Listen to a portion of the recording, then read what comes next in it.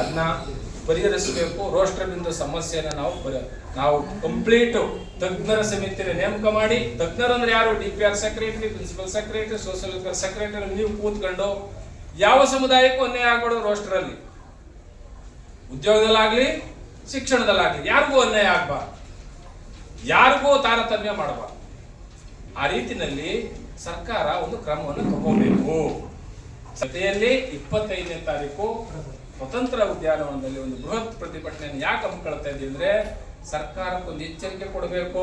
ಸರ್ಕಾರ ಯಾವಾಗ್ಲೂ ಜಾಗೃತವಾಗಿದ್ರೆ ಸಮುದಾಯ, ಸರ್ಕಾರ ಜಾಗೃತ ಇರ್ತದೆ. ಇಲ್ಲ ಅಂದ್ರೆ ಸರ್ಕಾರ ಇದೇ ತರ ಈ ಶೋಷಿತ ಸಮುದಾಯಗಳನ್ನ ಹಕ್ಕು ಮತ್ತು ಅಧಿಕಾರದಿಂದ ದೂರ ಇಟ್ಬಿಡ್ತಾವ. ಅವ್ರಿಗೆ ಅದೇ ಬೇಕಾಗಿರೋದು. ಇವರಿಬ್ರು ಒಂದಾಗಿದ್ರೆ ನೆಕ್ಸ್ಟ್ ಕೇಳದೆ ಇವರು ಮುಖ್ಯಮಂತ್ರಿ ಕೇಳ್ತಾರೆ ಅನ್ನೋ ಉದ್ದೇಶ. ಹಾಗಾಗಿ ಈ ಒಂದು ಪತ್ರಿಕಾಗೋಷ್ಠಿಯಲ್ಲಿ ನಾನು ಕೇಳ್ಕೊಳ್ಳೋದಿಷ್ಟೇ, ಇಡೀ ರಾಜ್ಯಾದ್ಯಂತ ಈ ಒಂದು ಅವೈಜ್ಞಾನಿಕ ವರದಿಯನ್ನು ತಿರಸ್ಕರಿಸಬೇಕು. ಹಳೆ ಮೀಸಲಾತಿಯನ್ನು ಜಾರಿ ಮಾಡ್ತೀನಿ, ಹಳೆ ಮೀಸಲಾತಿಯಲ್ಲಿ ಒಳ ಮೀಸಲಾತಿ ಜಾರಿ ಮಾಡ್ತೀನಿ ಅಂದ್ರೆ ಎಂಪರಿಕಲ್ ಡಾಟಾ ಇಟ್ಕೊಂಡು ಯಾರಿಗೂ ಅನ್ಯಾಯವಾಗದ ರೀತಿಯಲ್ಲಿ ಮಾಡಬೇಕು. ಸಮಾಜ ಕಲ್ಯಾಣ ಎ, ಸಮಾಜ ಕಲ್ಯಾಣ ಬಿ, ಸಮಾಜ ಕಲ್ಯಾಣ ಸಿ. ಈಗ SSP TSP ಬಂದಿದೆ, ಅದು ಎ, ಅದು ಬಿ, ಅದು C. Next ZP TP MP MLA, ಅದು ಎ, ಅದು ಬಿ, ಅದು ಸಿ. ಅಂಬೇಡ್ಕರ್ ಸಾಹೇಬ್ರು ಒಗ್ಗಟ್ಟಾದ್ರೆ ಉಳಿತೀರಿ, ವಿಭಜನೆ ಆದ್ರೆ ಸಾಯ್ತೀರಿ ಅಂತ ಹೇಳಿದ್ದಾರೆ. ಒಗ್ಗಟ್ಟು ಆಗಕ್ಕೆ ಬಿಡಲ್ವಲ್ಲ ಸ್ವಾಮಿ. ಜಲ್ಲಿ ಬೇರೆ, ಮರಳು ಬೇರೆ, ಕಬ್ಬಿಣ ಬೇರೆ ಮಾಡಿದ್ರೆ ಕಾಂಕ್ರೀಟ್ ಹೆಂಗಾಗುತ್ತೆ ಸ್ವಾಮಿ. ಆ ದೃಷ್ಟಿ ಇಟ್ಕೊಂಡು ಈ ಒಳ ಮೀಸಲಾತಿ ಹೋರಾಟ ಯಾವುದೇ ಜನಾಂಗದ ವಿರುದ್ಧ ಅಲ್ಲ, ಯಾವುದೇ ಸಮುದಾಯದ ವಿರುದ್ಧ ಹೋರಾಟ ಮಾಡ್ತಿಲ್ಲ. ನಾವು ಎಲ್ಲರಿಗೂ ಸಮಾನ ಹಕ್ಕುಗಳನ್ನ ಕೊಡಿ, ರೋಸ್ಟರ್ನಲ್ಲಿ ಎಲ್ಲರಿಗೂ ಅವಕಾಶ ಕೊಡಿ. ಈ ಅವೈಜ್ಞಾನಿಕ ವರದಿಯನ್ನು ತಿರಸ್ಕರಿಸಿ. ಮುಂದಿನ ಸೆನ್ಸಸ್ ಬರುತ್ತೆ, ಅಲ್ಲಿವರೆಗೂ ಸ್ವಲ್ಪ ದುಡುಕಬೇಡಿ. ಯಾವುದೇ ಸಮುದಾಯಕ್ಕೆ ಅನ್ಯಾಯ ಮಾಡಬೇಡಿ. ಯಾವುದೇ ಸಮುದಾಯವನ್ನ, ಕಟ್ಟಕಡೆಯ ಸಮುದಾಯವನ್ನ ನೀವು ತಿರಸ್ಕಾರ ಭಾವದಿಂದ ನೋಡಬೇಡಿ ಅಂತಕ್ಕಂಥ ಉದ್ದೇಶ ಇಟ್ಕೊಂಡು ಇವತ್ತಿನ ಮಾಧ್ಯಮ ಗೋಷ್ಠಿಯನ್ನು ಮಾಡ್ತಾ ಇದ್ದೀವಿ. ಸರ್ಕಾರ ಎಚ್ಚೆತ್ಕೋಬೇಕು, ಮಾನ್ಯ ಮುಖ್ಯಮಂತ್ರಿ ಎಚ್ಚೆತ್ಕೋಬೇಕು. ಯಾವುದೇ ಸಮುದಾಯಕ್ಕೆ ಅನ್ಯಾಯ ಆಗಬಾರ್ದು. ಸಂವಿಧಾನದ ವಿರುದ್ಧ ಇರ್ತಕ್ಕಂಥ ಈ ಆಯೋಗ ಏನಿದೆ, ಒಬ್ಬ ನ್ಯಾಗಮುಂದ ಸಹಾಯಕ ವರದಿ ಕೊಟ್ಟು ಸುಮ್ಮನಿರ್ಬೇಕು. ಯಾಕೆ ಮಿನಿಸ್ಟ್ರಿಗಳ ಮನೆಗೆ ಹೋಗ್ಬೇಕು? ಯಾಕೆ ಅವ್ರನ್ನ ಭೇಟಿ ಮಾಡಬೇಕು? ಅವ್ರ್ಯಾಕೆ ಇನ್ನೊಬ್ಬರ ಮನೇಲಿ ಹೋಗಿ ಮೀಟಿಂಗ್ ಮಾಡಬೇಕು? ಅವ್ರ್ಯಾಕೆ ಇನ್ನೊಂದು ಸಮುದಾಯ ಕಟ್ಕೊಂಡು ಮೀಟಿಂಗ್ ಮಾಡಬೇಕು? ಒಟ್ಟಾಯ್ತು ವರದಿ ಸುಮ್ಮನಿರ್ಬೇಕು. ಆದ್ರೆ ಎಲ್ಲಾ ಕಡೆಗೂ ಹೋಗಿ ಯಾಕೆ ನಾನು ರೋಸ್ಟರ್ನು ನಾನೇ ಮಾಡ್ತೀನಿ ಅಂತ ಹೇಳೋದು? ನಾವು ಉಗ್ರವಾದಂತ ಪ್ರತಿಭಟನೆ ಮಾಡ್ತಾ ಇದ್ದೇವೆ, ಇದನ್ನು ತಿರಸ್ಕರಿಸಲೇಬೇಕು ಅಂತಕ್ಕಂಥ ಮಾತುಗಳನ್ನ ಈ ಸಂದರ್ಭದಲ್ಲಿ ಕೇಳ್ತಾ, ನಮ್ಮ ವಿದ್ಯಾರ್ಥಿಗಳ ಭವಿಷ್ಯ, ನಮ್ಮ ವಿಶ್ವವಿದ್ಯಾನಿಲಯದ ಭವಿಷ್ಯ, ನಮ್ಮ ಶೋಷಿತ ಸಮುದಾಯದ 103 ಜಾತಿಯ ಮಕ್ಕಳ ಭವಿಷ್ಯದ ಹಿತದೃಷ್ಟಿಯಿಂದ ಇವತ್ತು ನಾವು ಈ ಒಂದು ಹೋರಾಟಕ್ಕೆ ಇಳಿಲೇಬೇಕಾಗಿದೆ. ಆ ಒಂದು ನಿಟ್ಟಿನಲ್ಲಿ ಈ ಒಂದು ಪತ್ರಿಕಾಗೋಷ್ಠಿಯನ್ನು ಕರೆದಿದ್ದೇವೆ. ಸಾಮಾಜಿಕ ನ್ಯಾಯದ ಅಡಿಯಲ್ಲಿ ಸರ್ಕಾರ ಎಚ್ಚೆತ್ತುಕೋಬೇಕು, ಎಲ್ಲ ಸಮುದಾಯದ ಹಿತವನ್ನು ಕಾಯಬೇಕು. ನಮ್ಮ ಮತ ಬೇಕು, ನಮ್ಮ ಹಿತ ಬೇಕಾಗಿಲ್ವಾ? ಯಾವ ಸಮುದಾಯ ನಿಮ್ಮ ಸರ್ಕಾರಕ್ಕೆ 135 ಸೀಟ್ ತಂದುಕೊಟ್ಟಿದೆ? ಯಾವ ಸಮುದಾಯ ನಿಮ್ಮ ಬೆನ್ನಿ ನಿಂತಿದೆ? ಅದನ್ನ ಯಾವತ್ತೂ ಮರಿಬಾರದು. ಅಂಬೇಡ್ಕರ್ ಅವರ ಕನಸನ್ನು ನುಚ್ಚುನೂರು ಮಾಡ್ತಕ್ಕಂಥ ಕೆಲಸವನ್ನ ಯಾರು ಮಾಡಿದ್ರು ನಾವು ಸಹಿಸಲ್ಲ ಅಂತಕ್ಕಂಥ ಮಾತುಗಳನ್ನ ಹೇಳ್ತಾ ನನ್ನ ಮಾತಿಗೆ ವಿರಾಮ ಹೇಳ್ತೇನೆ. ತಮ್ಮೆಲ್ಲರಿಗೂ ವಂದನೆಗಳು. ಎಲ್ಲರೂ ಇದು ಮಾಡಿದ್ದಾರೆ. ಹಯವದನ್ ರಾವ್ ಅವರೆಲ್ಲ ಪರೆಯನ್ನು ಕರ್ನಾಟಕದ ಹೊಲೆಯರು, ಕರ್ನಾಟಕ ಚಲವಾದಿಗಳು ಒಂದೇ ಸಮುದಾಯ, ಒಂದೇ ಜಾತಿಗೆ ಸೇರಿದವರು ಅಂತ ಇಡೀ ಸಮುದಾಯನ ಪರೆಯ ಸಮುದಾಯದ ಇಡೀನ ನೀವು ಸಂಖ್ಯೆ ತೋರಿಸ್ಬಿಟ್ಟು ಇನ್ನೊಂದು ಸಮುದಾಯಕ್ಕೆ ತೋರಿಸಿದ್ರೆ ಹೇಗಾಗ್ತದೆ? ತಪ್ಪಾಗ್ತದೆ. ಇದೇ ರೀತಿ ಆದಿ ಕರ್ನಾಟಕ, ಆದಿ ದ್ರಾವಿಡ, ಆದಿ ಆಂಧ್ರ, ಜಸ್ಟಿಸ್ ನಾಗಮೋಹನ್ ದಾಸ್ ಕಮಿಷನ್ ಅವರು ಅವರೇ ಕೆಟಗಾರಿಕಲ್ ಆಗಿ ನಿರ್ದಿಷ್ಟವಾಗಿ ಹೇಳಿದ್ದಾರೆ. ಇವು 3 ಗುಂಪುಗಳು ಜಾತಿಗಳಲ್ಲ. ಆದಿ ಕರ್ನಾಟಕ, ಆದಿ ದ್ರಾವಿಡ, ಆದಿ ಆಂಧ್ರ ಜಾತಿಗಳಲ್ಲ, ಇವು ಗುಂಪುಗಳು. ಇದು ಯಾವ ಜಾತಿಯವರು ಬರ್ಬೋದು ಸರ್. ಆಮೇಲೆ ಮುಗಿಸ್ಬಿಡ್ತೇನೆ. ಅವ್ರು ಹೇಳಿದ್ದಾರೆ ನೀವು ಕಡ್ಡಾಯವಾಗಿ ನಿಮ್ಮ ಮೂಲ ಜಾತಿಯನ್ನ ನಮೂದಿಸಬೇಕು ಅಂತ ಹೇಳಿದ್ದಾರೆ. ಆದರೂ ಸಹ 4,74,000 ಅದು ಪೂರ್ಣವಾಗಿಲ್ಲ, ಅದು ಪೂರ್ಣ ಮಾಹಿತಿ ಅಲ್ಲ, ಅಪೂರ್ಣ ಮಾಹಿತಿ. ಇವರನ್ನ ನೀವು ಅರ್ಧ ಮಾಡಿ ಇಲ್ಲಿಗೆ ಅರ್ಧ ಅಲ್ಲಿಗೆ ಅರ್ಧ ಹಾಕೋದು. ನೀವು ಮೂಲ ಜಾತಿಯನ್ನ ಕಂಡುಹಿಡಿಯಲಿಕ್ಕೆ ಪ್ರಯತ್ನವನ್ನೇ ಮಾಡಿಲ್ವಲ್ಲ, ಮಾಡಬೇಕಾಗಿತ್ತಲ್ವಾ? ನಮ್ಮ ಪ್ರಕಾರ 95 ಭಾಗ ಆದಿ ಕರ್ನಾಟಕ, ಆದಿ ದ್ರಾವಿಡ, ಆದಿ ಆಂಧ್ರ ಬಲಗೈ ಸಮುದಾಯಕ್ಕೆ ಸೇರಿದಂತ ಕುಟುಂಬಗಳಿವು. ಅಷ್ಟು ತಗೊಂಡೋಗ್ಬಿಟ್ಟು ನೀವು ಅಲ್ಲೇ ಹಾಕಿದ್ರೆ ನಮ್ಮ ಸಂಖ್ಯೆ ಹಿಂಗೆ ಮೇಲೆ ಹೋಗ್ತದೆ. ಒಂದು ಅಪೂರ್ಣ ಅವೈಜ್ಞಾನಿಕ ಅಂತ ಹೇಳಿದ್ರು.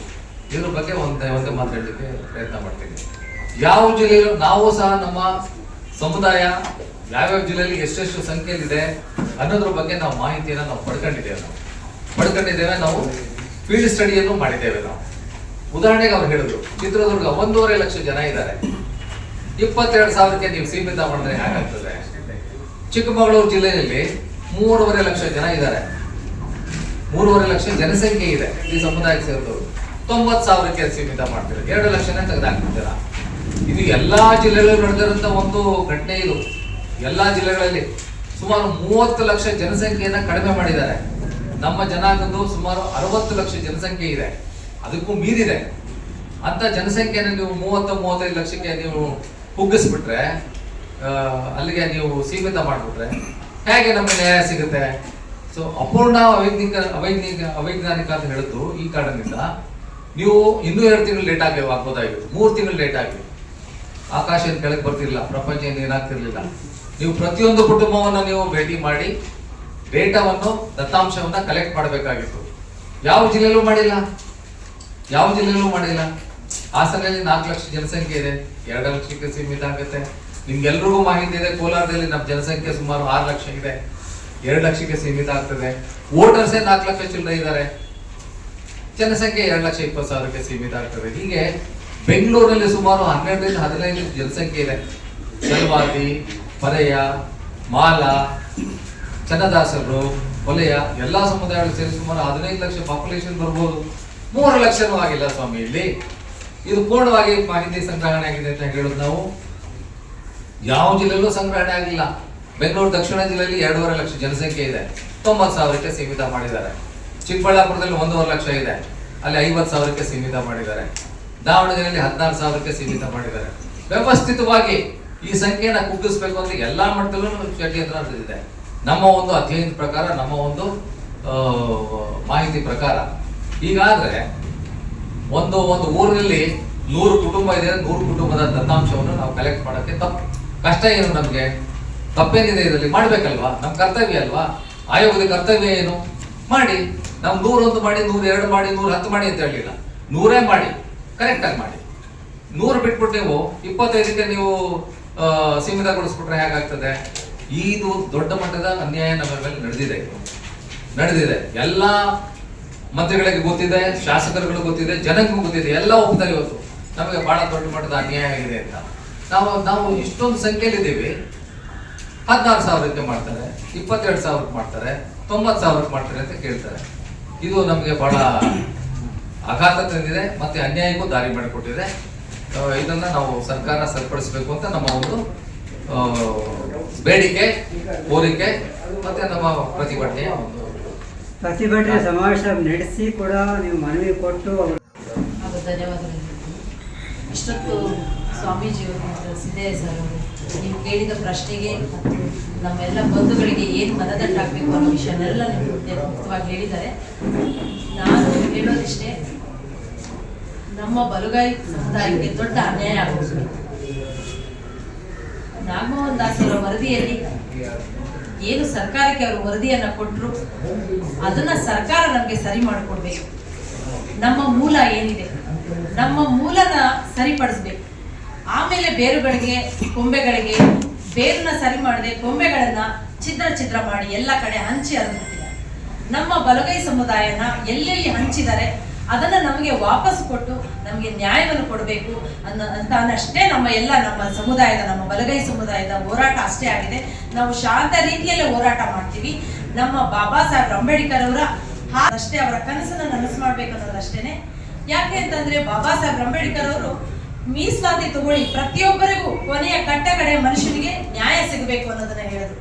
ಈ ತರ ಒಳ ಮೀಸಲಾತಿ ಮಾಡ್ಕೊಂಡು ನೀವು ಕಿತ್ತಾಟ ಮಾಡ್ಕೊಳ್ಳಿ ಅಂತ ಅವ್ರು ಎಲ್ಲೂ ಹೇಳಿಲ್ಲ. ನಾವೆಲ್ಲರೂ ಒಗ್ಗಟ್ಟಾಗಿರ್ಬೇಕು, ಪ್ರತಿಯೊಬ್ಬರಿಗೂ ನ್ಯಾಯ ಸಿಗಬೇಕು, ಸಮವಾಗಿ ಹಂಚಿಕೆ ಆಗಬೇಕು. ಮೀಸಲಾತಿ ಅನ್ನೋದು ಎಲ್ಲರ ಹಕ್ಕು ಮತ್ತು ಎಲ್ಲರ ಬೇಡಿಕೆಯನ್ನು ಮುಂದಿಡ್ತಾ ಇದ್ದೀವಿ. ಇದೇ 25ನೇ ತಾರೀಕು ಬೃಹತ್ ಪ್ರತಿಭಟನೆ ನಡೀತಾ ಇದೆ. ಫ್ರೀಡಂ ಪಾರ್ಕ್ ಅಲ್ಲಿ ಬೃಹತ್ ಪ್ರತಿಭಟನೆ ನಡೀತಾ ಇದೆ. ಇಡೀ ನಮ್ಮ ರಾಜ್ಯದ ಎಲ್ಲ ನಮ್ಮ ಬಲಗೈ ಬಂಧುಗಳಿಗೆ ನಾನು ಈ ಮುಖಾಂತರ ಮನವಿ ಮಾಡ್ಕೊಳ್ತೀನಿ, ಪ್ರತಿಯೊಂದು ಮನೆಯಿಂದನೂ ಎಲ್ಲರೂ ಬನ್ನಿ, ನಿಮ್ಮ ಅಸ್ತಿತ್ವವನ್ನ ಉಳಿಸ್ಕೊಳ್ಳಿ, ನಿಮ್ಮ ಹಬ್ಬ